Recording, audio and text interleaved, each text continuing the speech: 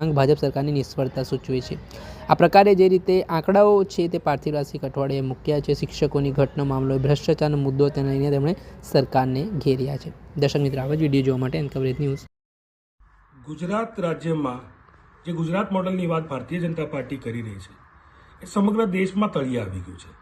સંસદમાં જે ચોંકાવનારા આંકડા સામે આવ્યા છે કે ગુજરાત રાજ્યમાં વર્ષ 2025-26માં 2.40 લાખ એટલે કે આશરે 2,40,000થી પણ વધુ બાળકો શાળાની બહાર છે।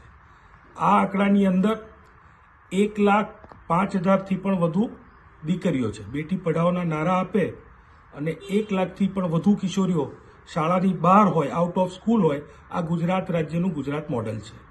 સમગ્ર દેશમાં આઉટ ઓફ સ્કૂલ ચિલ્ડ્રનમાં ગુજરાત રાજ્યનો અવ્વલ નંબર આવે છે, એટલે કે નીચેથી પહેલો નંબર આવે છે। એ જ રીતે કિશોરીઓના સ્કૂલ છોડવાના કિસ્સામાં સમગ્ર દેશમાં ગુજરાત રાજ્ય નીચેથી પહેલો નંબર આવે છે।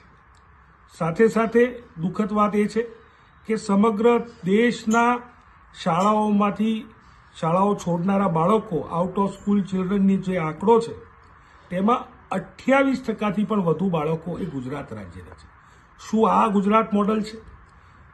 આશરે 2199 કરોડથી પણ વધારે જો ખર્ચ થતો હોય અને છતાં 2,40,000 બાળકો સ્કૂલની બહાર રહે તો આ ફાઇનાન્શિયલ મિસમેનેજમેન્ટ, આ ખર્ચ ક્યાં થાય છે એ ચોક્કસ તપાસને પાત્ર છે।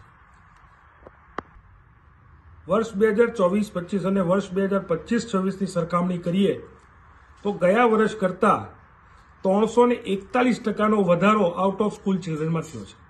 ગયા વર્ષે 55,000થી વધુ બાળકોએ સ્કૂલ છોડી હતી, આઉટ ઓફ સ્કૂલ ચિલ્ડ્રન હતા। ત્યારે વર્ષ 2025-26માં આંકડો વધી અને 2,40,000થી પણ વધુ થઈ ગયો છે। તે ગુજરાતનું શિક્ષણનું મોડલ દર્શાવે છે ગુજરાત સરકાર શિક્ષણના મામલે કેટલી ઉદાસીન છે અને આ બાળકોએ ચોક્કસપણે કયા કારણે શાળાઓ છોડી છે તે તપાસનો વિષય છે। 2199 કરોડથી વધુ ખર્ચાયા છે તો એ રૂપિયા જાય છે ક્યાં, તે સૌથી મોટો સવાલ છે, તે સૌથી મોટો ક્વેશ્ચન માર્ક છે।